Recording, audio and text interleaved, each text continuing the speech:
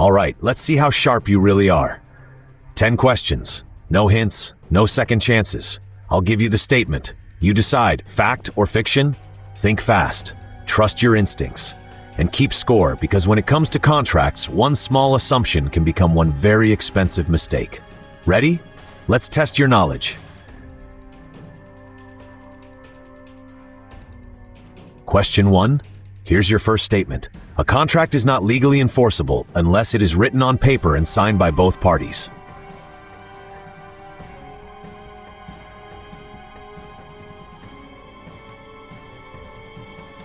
The answer is fiction. This sounds believable, but it is not universally accurate.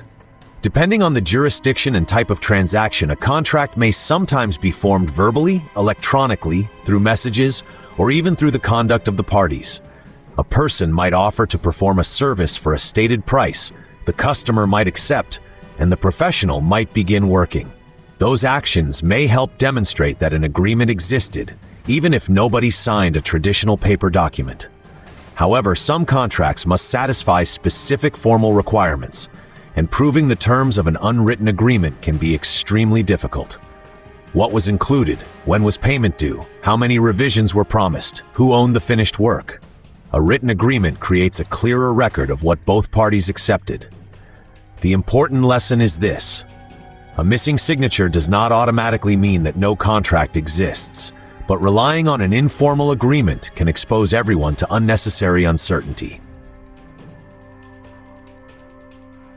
Question 2. Next statement.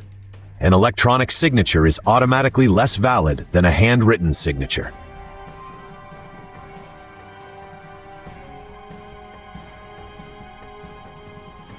The answer is fiction. In many jurisdictions, electronic signatures can have legal effect and cannot be rejected merely because they are electronic. But not all electronic signing methods provide the same level of evidence or security. Typing a name at the bottom of an email, clicking an acceptance box, pasting an image of a signature, and using a verified digital signature platform may all create very different records. A strong electronic signing process can capture useful evidence, including who signed, when the document was signed, which version was accepted, whether the document changed afterward, the email address or account used, a chronological audit trail. Certain documents may still require special formalities, witnesses, notarization, or a particular category of electronic signature. The real question is not simply whether a signature is electronic. The better questions are, can the signer be identified? Can their intention to agree be demonstrated? Can the integrity of the signed document be verified? And does the method satisfy the applicable law? Question 3. Let's continue. A service contract should describe what will be delivered, but it does not need to explain what is excluded.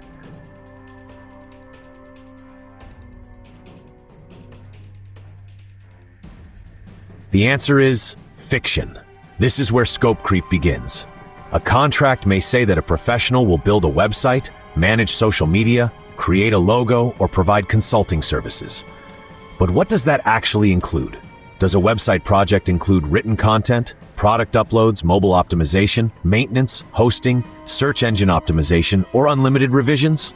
Does social media management include answering messages, creating videos, paying for advertisements, or responding during weekends? Clearly, defining exclusions can be just as important as defining deliverables. A well-structured scope should explain what work is included, what work is excluded, what the client must provide, how many revisions are allowed, what counts as final acceptance, what happens when additional work is requested. Clarity is not about being difficult. It protects the client from unexpected charges and protects the professional from unlimited unpaid work. If a responsibility matters, do not leave it hiding inside an assumption. Question 4. Pay attention to this one. If a contract states a fixed project price, the customer may request unlimited changes without increasing the price.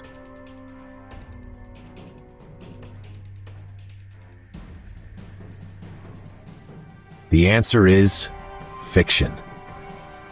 A fixed price normally applies to a defined scope, not to every possible version of the project. Imagine that a freelancer agrees to design a 5-page website for a fixed price. Halfway through the project, the client asks for an online store, a membership area, 3 additional languages, and a custom booking system. The original price does not automatically cover those additions simply because the project began as fixed-price work. This is why service agreements need a change control process. A change request should identify the requested modification, its effect on price, its effect on the delivery schedule, any new client responsibilities, whether work can begin before approval, who has authority to approve the change. Without change control, professionals may perform unpaid work while clients may receive unexpected invoices. A fixed price can provide predictability, but only when the scope is equally predictable. Question 5. We're halfway there. The governing law and dispute resolution clauses can become especially important when a client and service provider are located in different places.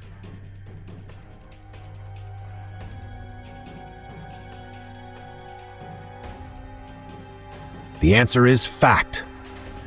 This is true because online work can cross borders instantly, but legal systems do not disappear when business moves online. A client may live in one country. The professional may live in another.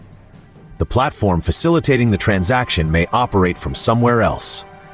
If a serious disagreement occurs, the parties may need to determine which law applies, where a claim can be brought, and whether mediation, arbitration, or court proceedings are required. A contract might address the governing law, the chosen court or forum, required negotiation before legal action, mediation or arbitration, how official notices must be delivered, which language controls if translations conflict. These clauses do not make disputes impossible, and their enforceability can depend on applicable law. But ignoring the question can create an expensive disagreement before the original disagreement is even considered. Where and under which rules will the dispute be decided? Question 6. Let's raise the difficulty. Messages and emails exchanged before a formal contract is signed can sometimes affect the parties' legal rights or the interpretation of their agreement.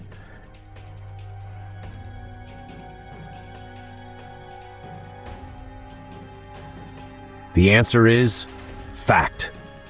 An email may feel informal, but its content can still matter.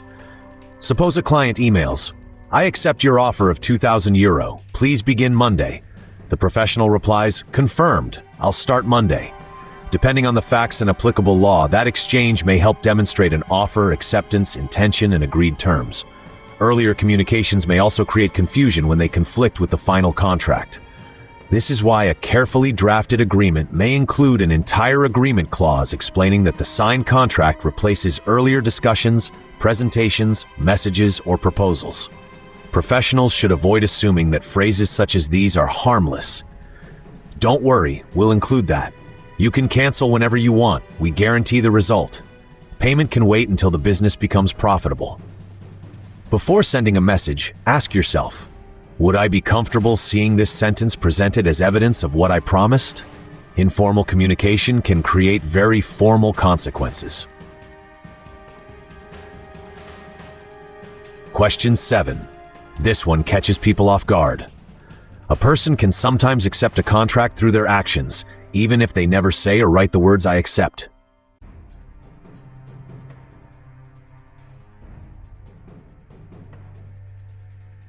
The answer is fact. Depending on the circumstances and applicable law, conduct can sometimes demonstrate acceptance. For example, a professional sends clear terms before beginning work. The client instructs the professional to proceed, provides access to the required systems, receives the service, and begins making payments according to those terms. Those actions may become relevant when determining whether an agreement was accepted, but silence alone does not automatically equal acceptance, and the exact result depends on the facts and governing law. This is why both parties should confirm acceptance clearly instead of forcing someone later to reconstruct their intentions from scattered behavior. A strong onboarding process might require the customer to review the complete agreement, actively accept the terms, sign or confirm electronically, receive a copy of the accepted version, approve any later amendments separately, Clear acceptance is much safer than trying to prove implied acceptance after the relationship has already broken down. Question 8. Stay focused. A force majeure clause automatically excuses every missed deadline caused by an unexpected event.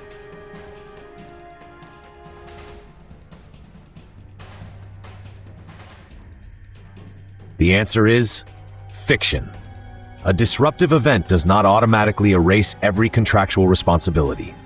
The result depends on the contract language, applicable law, the event involved, and whether that event actually prevented or delayed performance.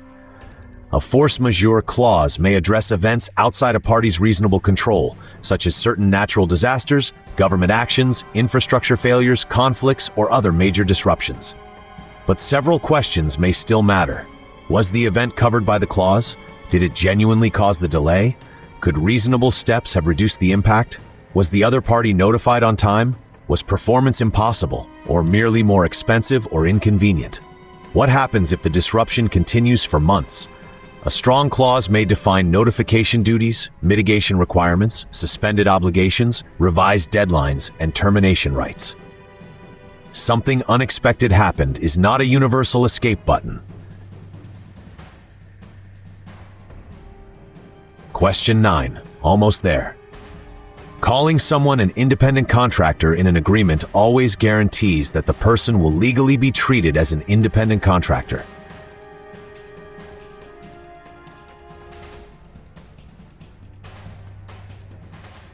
The answer is fiction. The title used in a contract may matter, but it may not control the final classification. Authorities and courts may examine the real working relationship.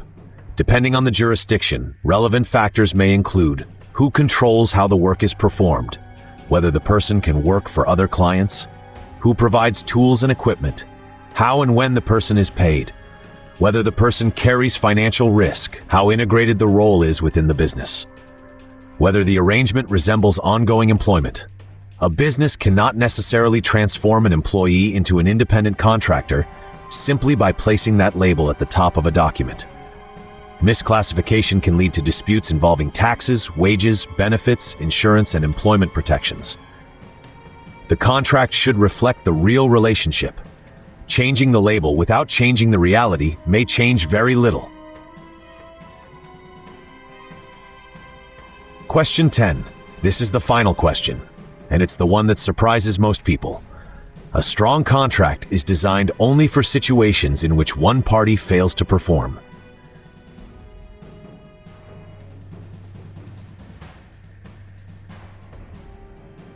The answer is fiction. The best contracts are not merely weapons waiting for something to go wrong. A strong agreement is also an operating guide for a successful relationship. It tells the parties what happens next, who is responsible for each action, what information must be provided, when decisions and payments are due, how work will be reviewed and accepted, how changes will be approved, who owns or may use the finished work, how confidential information will be protected, how the relationship may be renewed or ended. A contract should absolutely address late payment, non-performance, confidentiality breaches, cancellation, liability, and dispute resolution. But if the document only explains how the relationship ends, it may fail to explain how the relationship is supposed to work. The most valuable contract may be the one that prevents a dispute from happening at all. It turns assumptions into responsibilities. It turns conversations into a shared record. And it gives both sides a practical roadmap for working together. That is the bigger lesson. A contract should not begin with distrust. It should begin with clarity. Finding the right professional is only the beginning. MPS, my premium service, is designed to help businesses, freelancers, and independent professionals connect, discover opportunities, present their services, and build stronger working relationships. Whether you are hiring expertise or offering it, clear expectations can make every project more professional. Explore professionals, services, projects, and new business opportunities through MPS. All right, how did you do? Drop your score in the comments. And be honest. Did the electronic signature question catch you? Or did you already know that calling someone an independent contractor does not necessarily make it legally true? 8 or more? You're ahead of most people. 10 out of 10? You may be the person everyone asks to review the agreement. Less than 8? Now you know what many clients and professionals only discover after a disagreement begins. Send this challenge to a freelancer, business owner, or client who thinks they know contracts. Hit like, subscribe, and come back for the next MPS Fact or Fiction challenge, because finding the right professional matters, but creating the right agreement can protect the entire relationship. And knowing more is how you stay ahead.